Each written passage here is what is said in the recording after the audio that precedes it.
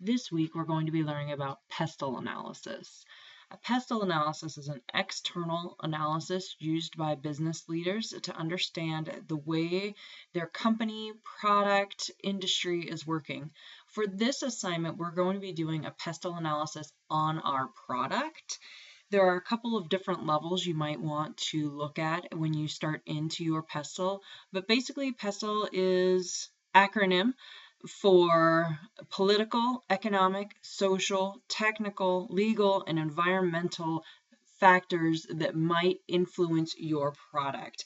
Social is also sometimes called sociocultural. You'll see both used in this presentation. The three levels of analysis I was speaking to earlier are the macro level, which are outside of Radar International. Some of the factors that might fall into here are your political forces, your economic forces, environmental, technological. Some technological might be inside Radar, which would be on the micro level.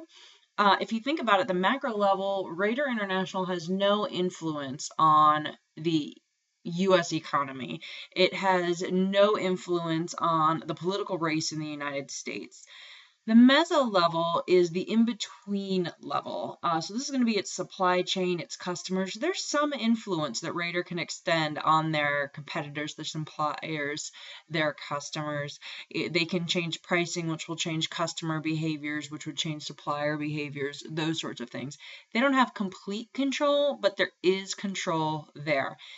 And then the micro level, they obviously have complete control on what happens inside Radar International planning and strategy point of view. So as you're doing your PESTLE analysis, you can think of these factors from macro, meso, or micro level, depending on how they might work for your product. I wanted to give you those three levels because some of the ideas like political are mostly going to be outside of your environment. If a Republican is elected to president, it might impact my product by ABC. Or it could be internal. The internal politics of Radar International might be a problem because this leader or that leader has this or that point of view, which might impact my product. So you see how that could be macro or micro for political. So let's get into each of the 6 factors a little more in depth so you can understand what would go into each of these 6 buckets. The first one is your political forces. These are all going to be your macro forces. Most of your political forces will be external. You might have an internal one, but being as we're dealing with a fictitious company and most of your products are not boat rocking, most of you will have external macro level political forces. You can see some of these are stability within political environments, government policies, tax levies, lobbyist groups, attitudes and approaches, not laws. This is where some of you are going to have problems with your assignment. Do not put, I need to comply with ADA requirements. I need to comply with Food and Drug Administration. That's going to go in your legal category later. These are attitudes and approaches. If one of you, for example, had something to do with guns, there's obviously a lot of political opinions and attitudes about guns. So you might need to put that in as a potential force or concern for your product. A lobbyist group, this might be a group that your product should join to make sure that your product stays sustainable. I will actually use one of these in my product later in my example. So these are some of the kinds of ideas that might go into your political forces bullet of your PESTLE analysis. The next force is your economic force. These are going to be things like the economic growth of the US or your industry, employment levels. Can you find the people that you need to make your product? Interest rates. Can you get a loan that's feasible for your product? Are we in a recession? Are we in a boom? What's the monetary policy? And this will vary by country and sometimes state. So maybe the economy in Wisconsin is different from the economy in California, and you think that your product is mostly going to sell in Wisconsin and California for whatever reasons. These might be things you need to consider. The next one is sociocultural or just social perspectives. These are going to be your demographics, trends in female shopping, trends in male shopping, population growth rates. Is your product really highbrow? Are you going to need them to have a college education to understand and use your product? Is your product expensive? Maybe you're only targeting upper middle class, so distribution of wealth is going to matter. If you have a product that is completely and totally optional, which I believe all of our products this quarter are, we don't have any that are free or helping society or anything like that. So you're going to need to figure out your price point and how much income your folks would need to use your product and what are the forces happening in those buckets of people. And then lifestyle.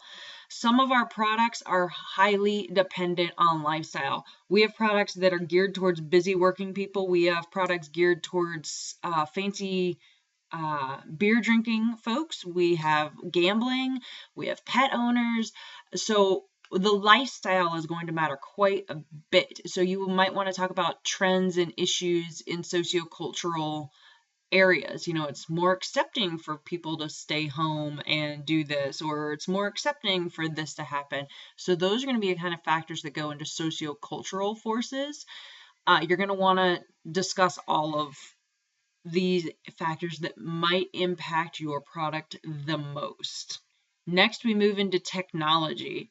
And the technological forces, these again are going to be external of Radar for the most part. Some of them might be internal, like this last one, new methods of manufacturing. Maybe Radar is going to move to an automated process, which would make our product be mass produced in a faster rate than it is right now. You're also considering the rate of new inventions. So some of you had app-based products. If Apple comes out with iOS 9 or 10 or whatever number we're on right now, how is that going to change your product? If they're coming up with a new iOS every 6 months, can you keep up with that? Changes in e-commerce. Are you going to need to figure out how to accept Bitcoin? Those sorts of ideas. Are people buying things differently over the internet? And then changes in the internet. When we all got smartphones, the usage of the internet went through the roof. So now if your product doesn't have an internet support feature, does that matter? Do your competitors have an internet support feature? Some products, it's not going to matter. Some, it matters quite a bit. So you need to understand the way technology is changing and how your product fits into that idea. Now we have our legal forces. So these are our laws, okay? Employment laws. You need to make sure that your employees are getting fair treatment, they're being paid correctly, they're being compensated correctly. These are going to be the easy ones that you can pick off. Some of the harder ones are trade agreements. Are you planning on selling interstate? Do you understand how those laws work? Are you planning to sell international? Do you understand how those laws work and what you need to comply with? If you have an app, how are you going to comply with their terms of service and iOS regulations to make sure that your app can stay on the Android and iOS servers? And then the last one, if you actually have a product that somebody's buying, there's consumer protection laws that you need to be aware of. Maybe you have OSHA regulations, Department of Natural Resources, the FDA, you can see those here on the screen. How will you comply with laws and regulations? That's what this bullet is for. Ideas and forces that you need to make sure you consider and comply with. And finally, we have environmental forces. I don't believe any of us have products that have really scarce natural resources, but if you do, you would need to mention those here. Is your product recyclable? How are you going to make sure that your product is sustainable? What's the carbon footprint of your product? What kind of waste disposal are you going to have? I don't think any of us have products that have concerning things, but batteries can't just be thrown away.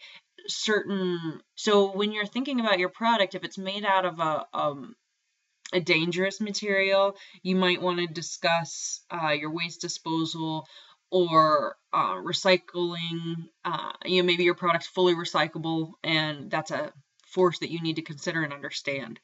What I wanted to do with these 6 factors now is to give you an example. So this is for my Wait and Eat slow cooker product, as a reminder of what my product was. And you can see the 6 bullets over on the left, the 6 categories. For your assignment, you're actually going to have to come up with 2 bullets per factor, but I wanted to kind of just show you what it looks like. For political, I would join the Association of Home Appliance Manufacturers. They lobby for favorable legislation on small appliances. Making them energy efficient certified was one of the things that this lobbyist group pushed for, which allows tax credits and is another marketing piece that we can put a sticker on our box that consumers might look for. It also does things like making sure, in terms of economics, the anticipated growth in small home appliances is going to be 5% in 2016, according to the estimates. Now here it just says anticipated growth of 5%. I probably should have clarified anticipated small appliance growth of 5% in 2016, so it was clear without me having to explain that to you. But you can see these all have references. I am not making up material for what I think goes in these buckets until we look at technical. New coil technology allows smaller cooling size to meet customer demands for small sized appliances.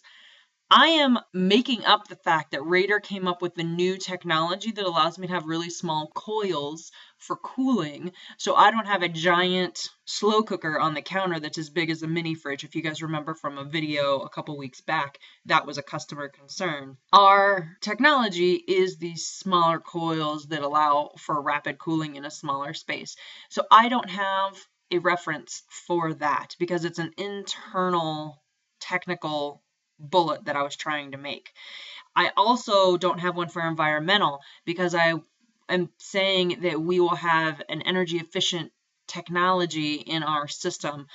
Now, the environmental footprint and recycled metal housing for case unit, I probably could have put a reference there from somebody showing recycled metal housing is used in small appliances. But again, those things are internal to Raider, and I'm making up product features that would fit into these bullets, but the external ones all have references. Like for legal, will meet state regulations for appliance efficiency programs for homeowner tax credits.